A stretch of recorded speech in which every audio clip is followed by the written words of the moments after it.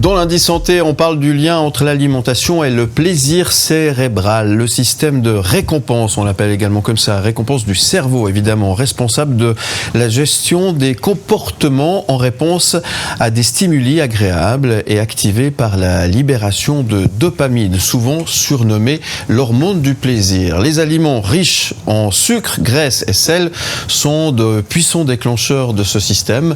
Leur consommation provoque une libération de dopamine, générant ainsi une sensation de plaisir et de satisfaction. Les recherches récentes en neurosciences révèlent comment notre alimentation influence directement nos émotions en simulant ce mécanisme cérébral.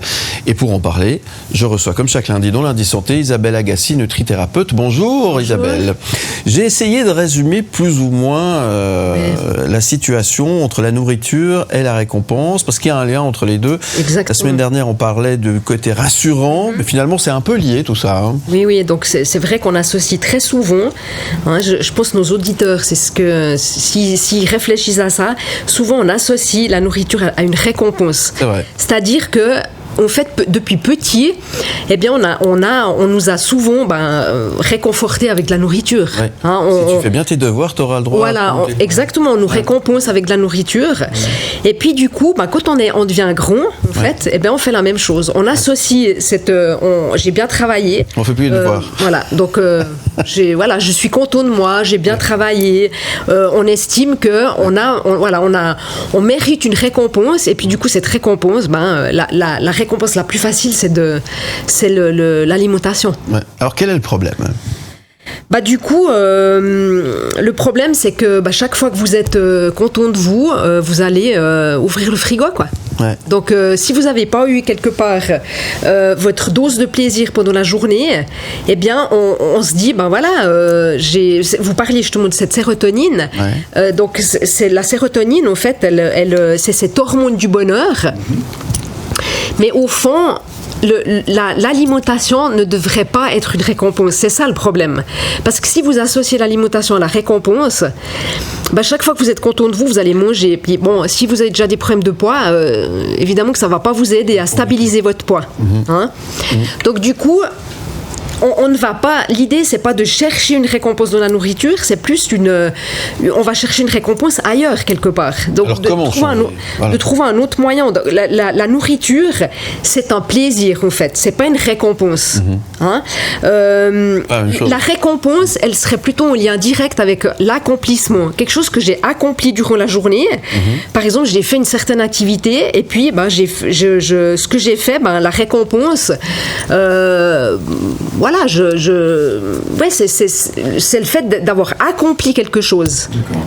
Il faut bien comprendre la différence entre effectivement le plaisir et la récompense. C'est pas la même chose, même si c'est pas loin. Oui, c'est pas loin, mais voilà, c'est ça. Donc, quand on a, si vous voulez, dans notre vie, on a plusieurs fromages, on va dire. Donc vous êtes quelqu'un qui fait peut-être du sport, vous avez votre travail, vous avez votre couple, vous avez des relations. Hein, on a plusieurs parties. Et le problème pour certaines personnes, c'est que au fond, elles vont chercher leur plaisir, en fait, cette récompense que dans une partie, parce peut-être qu'elles n'ont pas une vie de couple qui est très épanouissante, peut-être que leur boulot, c'est compliqué, elles n'aiment pas trop leur job, elles font peut-être pas de sport. Puis du coup, qu'est-ce qui reste pour aller trouver ce plaisir ? La nourriture. Voilà, donc quand j'ai pas eu cette dose de sérotonine, ce boost pendant ma journée... Comme une sorte d'addiction, finalement. Voilà, j'ai pas eu mon plaisir, je rentre chez moi à 5h, à 5-6 heures, qu'est-ce que je fais ? J'ouvre le frigo. Je me dis, j'ai besoin d'avoir ce plaisir, parce qu'on est des êtres de plaisir. En tant qu'être humain, on recherche toujours le plaisir et on essaye d'éviter la douleur. Mais tout ce qu'on fait, c'est pour le plaisir. Donc si vous n'avez pas eu cette dose de plaisir durant votre journée, à la fin, vous allez ouvrir votre frigo et puis vous allez manger. C'est le conditionnement, c'est lié à l'enfance finalement. Hein. Et on reste dans ces schémas-là. On est dans des schémas, exactement. Donc c'est là où c'est important finalement de bien pas donner les mauvaises habitudes. C'est facile à dire, on est d'accord. C'est ça. Voilà, c'est ça. Voilà. Très bien, merci beaucoup Isabelle Agassi. Et pas confondre non plus entre la faim et l'envie de manger, mais ça sera le sujet de la semaine. Voilà, on en parle la semaine prochaine, tout à fait. On n'est pas loin là aussi, c'est à peu près près la même. Vous voyez, il y a tout qui est un peu, tout est lié, quoi. Tout se passe là, en fait, dans le cerveau. Exactement. Et puis c'est vraiment un apprentissage de se connaître, en fait. Qu'est-ce que je ressens, puis de faire d'être en connexion avec nos émotions, au fond.